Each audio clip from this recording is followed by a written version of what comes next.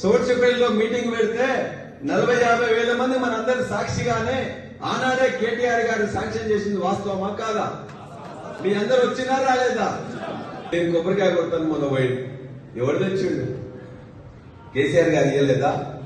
కేటీఆర్ గారు కొబ్బరికాయ కొట్టలేదా? మనందరం సాక్ష్యంగా లేవా? మరి సిగ్గు శరం ఉండాలి కదా. నేను పోయి మళ్ళీ దానికే కొబ్బరికాయ కొడతా అని చెప్పేసి అంటానికి.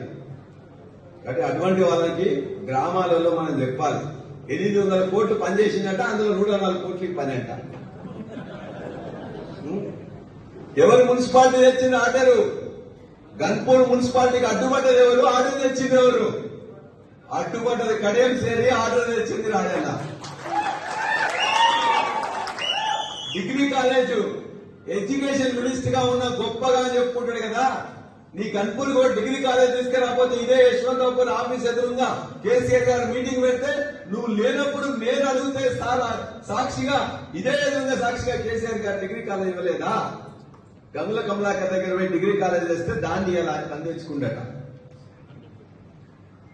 100 బెడెడ్ హాస్పిటల్ కావాలంటే సార్ చెప్పింది పక్కనే మనది 2000 బెడెడ్ హాస్పిటల్ వస్తుంది. చిన్న హాస్పిటల్ 30 బెడెడ్ 50 బెడెడ్ చాలనయా అని అంటే లేదు సార్, ఏదైనా మాకు 100 బెడెడ్ కావాలని చెప్పేసి అన్నా. నేను కేసీఆర్ గారి దగ్గర ఆర్డర్ తెస్తే నేను ఎలక్షన్ లో నాకు సీట్ ఇస్తున్నారు కదా, మీరు ఇప్పుడు ఇనాగ్రేషన్ చేయకండి అని చెప్పేసి బతిలాడి ప్రోగ్రాం పెడితే హరిశన దగ్గర పోయి కాలు పట్టుకున్నట్టు చేసి దాన్ని ఆపింది కేడీఎంసీ. అది తీసుకొచ్చింది మేము.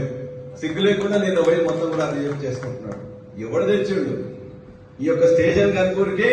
₹1 బిల్ల పని కూడా కడియం చేయలే. చేసింది ఏమన్నాడంటే కేసీఆర్ గారే.